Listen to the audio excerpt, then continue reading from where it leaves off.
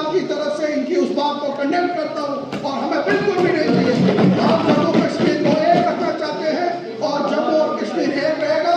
और मैं इस हाउस से अपील करता हूँ गवर्नमेंट ऑफ इंडिया को कि लद्दाख को वापस हमारे साथ होना चाहिए, क्योंकि लद्दाख तब तक पूरा नहीं है जब तक वो हमारे साथ यहाँ नहीं जुड़ेगा। आज लद्दाख के लोग जिनके पहले इनमें मिठाई बिठवाई, आज उन बेचारों के काम नहीं हो। आज मैंने सरकार चोर कहा था, मैंने ये थोड़ी कहा हिंदुस्तान की है, पाकिस्तान की है, अमेरिका की है। तो वही मेरे भाई एमएलए साहब ने कुछ बात की, यहाँ पे पूछ सबूत की, उन्होंने किसी को नॉमिनेट नहीं किया, लेकिन इनको यह लगा कि शायद यही वो है। अब उसमें हम नहीं कुछ कह सकते, लेकिन मैं स्पीकर साहब कहना चाहूँगा कि हाउस के अंदर हमें एक दूसरे की इज्जत का भी ध्यान रखना है और ऐसी कोई बात भी ना हो जिससे किसी को दिल को ठेस पहुंचे। आज स्पीकर साहब पिछली बार जब असेंबली सेशन हुआ तो उसमें स्टेटहुड की और जो स्पेशल स्टेटस था 370 और 35A के लिए भी बात जो है वो रखी गई थी।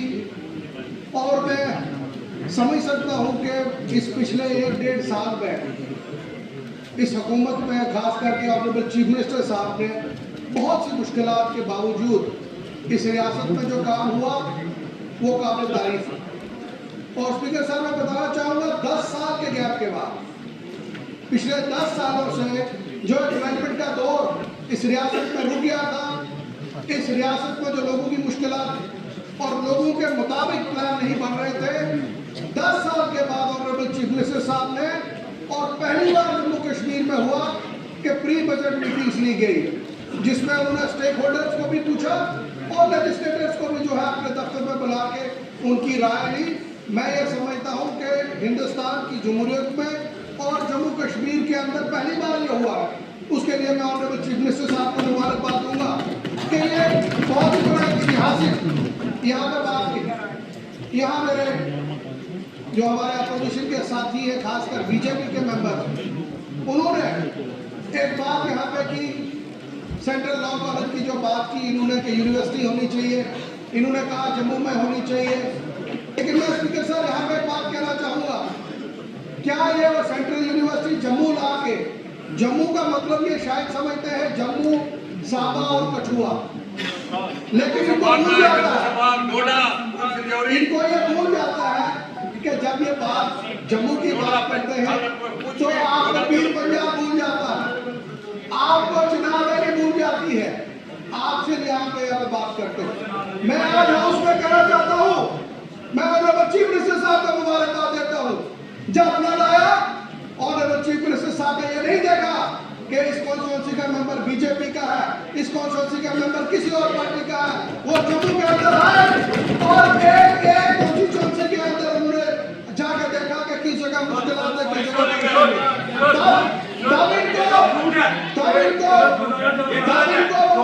को याद नहीं आया। आप अपनी बात में कहिएगा तो कहना आपका मिर्ची आ जाती है, आप सच बात सुनते हो आपको मिर्ची लगती है, क्योंकि आप और की बात नहीं करना चाहते, आप यहाँ पे सिर्फ लड़वाने की बात करना चाहते हो। आपने जम्मू के अंदर वैष्णो देवी जो हमारा कॉलेज था उसको बंद करवा दिया। आज उस बंद करवाने से खाली आपने मुसलमान बच्चों का नुकसान नहीं किया, जम्मू के बच्चों का नुकसान किया जो इस साल पेपर देते और उस कॉलेज में होते, वो जो सीटें कम होगी उसकी जिम्मेदारी भी आपके ऊपर पड़ती है। और जम्मू के लोग खास करके जो जम्मू के लोग हैं वो आज समझ चुके हैं कि बीजेपी जम्मू को खत्म करना चाहती है, जम्मू को लोगों को खत्म करना चाहती है। जम्मू से आपको कोई लेना देना नहीं है, सिर्फ आपको चाहिए वोट, कुर्सी और उसके बाद अपनी बात करने के लिए। जम्मू की बात मुझे अफसोस से कहना पड़ता है कि अभी तक एक नंबर बात की गई। यहाँ पर सर मैं गुजारिश करूंगा, अगर ये सेंट्रल यूनिवर्सिटी की बात आई, अगर ये कश्मीर में बने हमें कोई एतराज नहीं है। और अगर मैं अपनी 28 के 28 बीजेपी के मेंबर को कहना चाहता हूँ कि जब पिछली बार मैं इस हाउस में बैठा था 2012-13 में यहाँ पे मेडिकल कॉलेज की बात आई, 3 मेडिकल कॉलेज नहीं वहाँ पे आए, हमने हाउस में आके प्रोटेस्ट किया। उस वक्त के मेंबर मेरे साथ के हमने हाउस में प्रोटेस्ट किया और ऑनरेबल चीफ मिनिस्टर साहब ने कमेटी बनाई, हम दिल्ली के अंदर गए और 3 नए कॉलेज लेके आए। मैं बीजेपी को इनवाइट करता हूँ कि ये बनाया कमेटी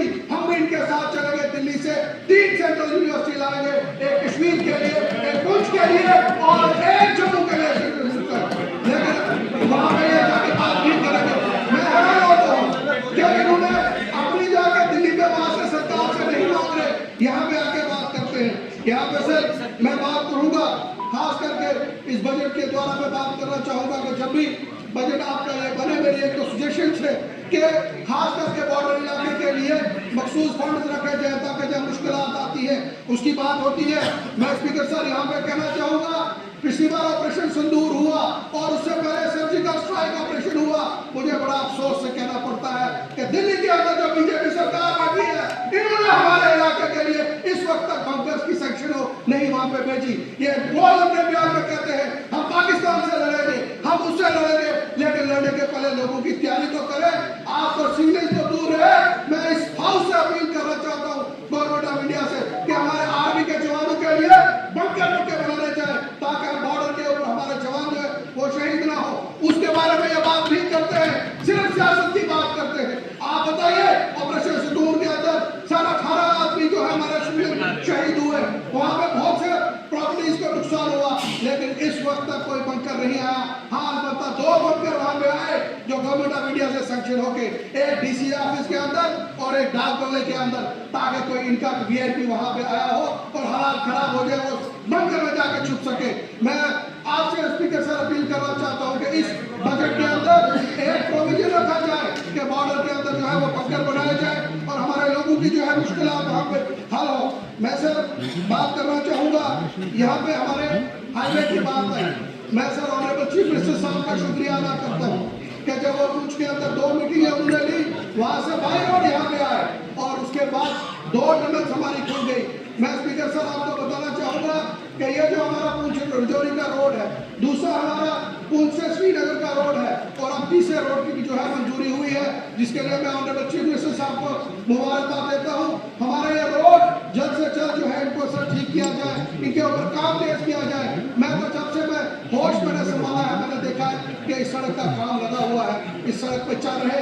मेरी गुजारिश होगी उस रोड को जो है ऑल वेदर बनाया जाए, मुगल रोड को, क्योंकि मुगल रोड से सर हमें बहुत बड़ी मुश्किलात क्या आती है। जब हमारे वहाँ पे कोई मुश्किलात आती है, कोई बीमार हो जाता है या कोई एक्सीडेंट केस हो जाता है, हमें कश्मीर जाने में 4 घंटे लगते हैं और जम्मू आने में 8 घंटे लगते हैं। अगर वो रोड ऑल वेदर रोड बन जाएगी तो हमारे जो लोग हैं वो वहाँ कश्मीर में हॉस्पिटल में पहुँच के अपना इलाज करा सकेंगे। स्पीकर सर इसके साथ साथ मैं एक और सजेशन जो खास करके गवर्नमेंट की मैं शुक्रगुजार हूँ कि गवर्नमेंट ने प्लान में रखा है नए राशन डिपो। मेरी कॉन्स्टिट्यूंसी में खास करके ऑनरेबल मिनिस्टर साहब ने भी कमिटमेंट की है कि उसको देंगे। मेरी इनसे गुजारिश है कि मेरी कॉन्स्टिट्यूंसी 95% जो है बॉर्डर पे है, उसके लिए स्पेशल जो है वहाँ पे जो खास करके फेंस लाइन के पास गांव है वहाँ पे जो है राशन के डिपो होने चाहिए। इसके साथ साथ सर पावर इलेक्ट्रिक के लिए मैं ऑनरेबल चीफ मिनिस्टर साहब को मुबारकबाद देता हूँ कि जो हमारा पावर प्रोजेक्ट जिसकी डिमांड हम काफी सालों से कर रहे थे, पिछली बार जब इनकी सरकार थी उस वक्त ऑनरेबल चीफ मिनिस्टर साहब ने 2 रिसीविंग स्टेशन दिए और इस बार पहले ही अपनी रिव्यू मीटिंग में बिल्कुल 0 लाइन पर नया रिसीविंग स्टेशन दिया। मैं उनके लिए इनकी मुबारक करूंगा ग्रिड स्टेशन की, और उसके बाद बाकी भी इलाके में जो उन्होंने दिए उसके लिए मुबारकबाद दूंगा। सर हमारी खास करके जो हमारी पावर प्रोजेक्ट की नई स्कीम्स है उसके लिए मैं इनको मुबारकबाद देता हूँ कि काम बहुत अच्छे से चल रहा है, लेकिन उस पर मजीद मैं इनसे गुजारिश करूँगा कि हमारे इलाके में फंड बढ़ा जाए। बॉर्डर टूरिज्म की बात सर आई उसको आपने देखा, हमेशा जम्मू की बात तो करते हैं।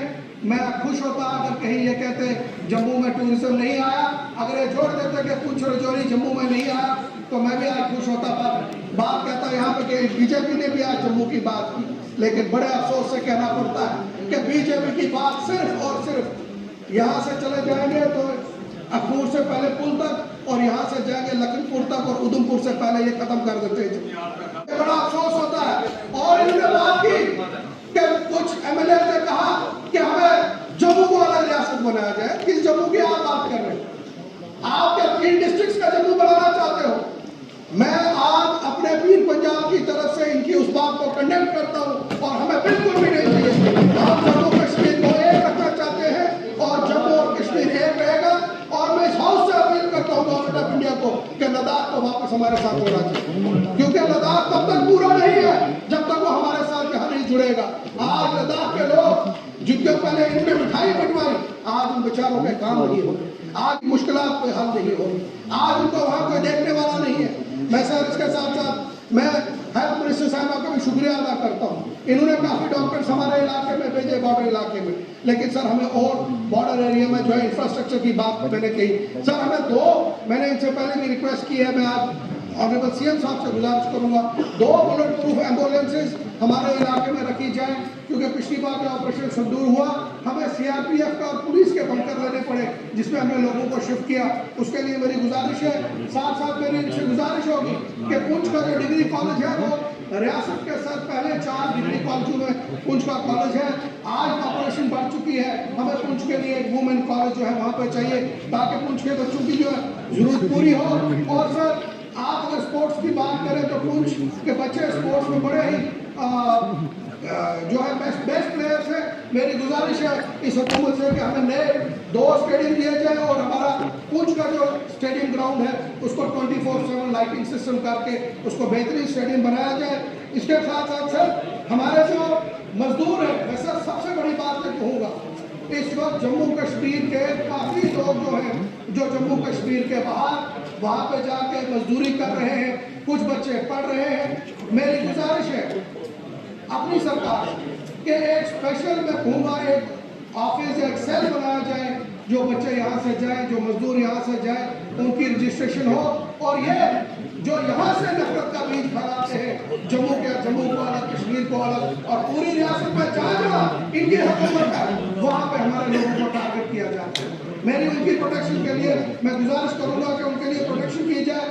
आखिर में मैं सर यहाँ पे ऑनरेबल चीफ मिनिस्टर साहब का शुक्रिया अदा करता हूँ, इन्होंने काफ़ी मांगे जो है पूरी की, लेकिन सर एक जो वादा हमारा है उसके लिए मुझे पूरा यकीन है। और आप देखेंगे, मुझे पता है मुश्किलात हमारे लिए बहुत ज़्यादा है, मुश्किलात इतनी है कि मैं बता नहीं सकता।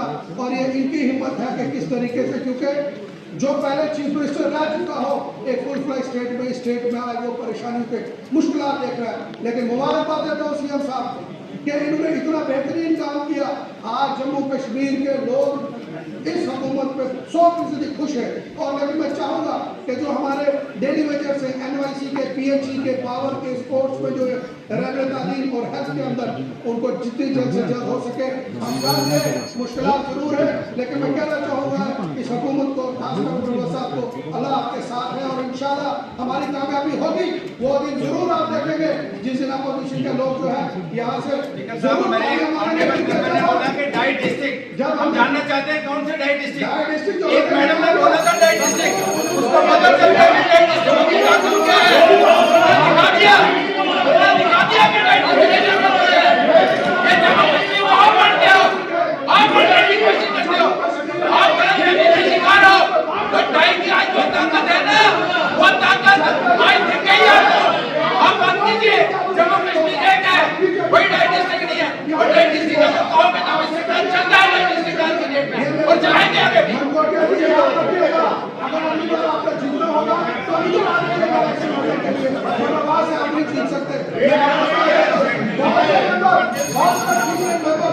बहुत से सीनियर मेंबर इसके यहाँ पे ज्यादा बोलते हैं, उनको दुख है कि वो नेशनल कॉन्फ्रेंस में क्यों नहीं आए, आज डिप्टी चीफ मिनिस्टर बने होते। अब मैं क्या करूँ, फैसला आपने लिया, आप गलत साइड चले गए, यहाँ आप कभी नहीं कुछ मान सकते।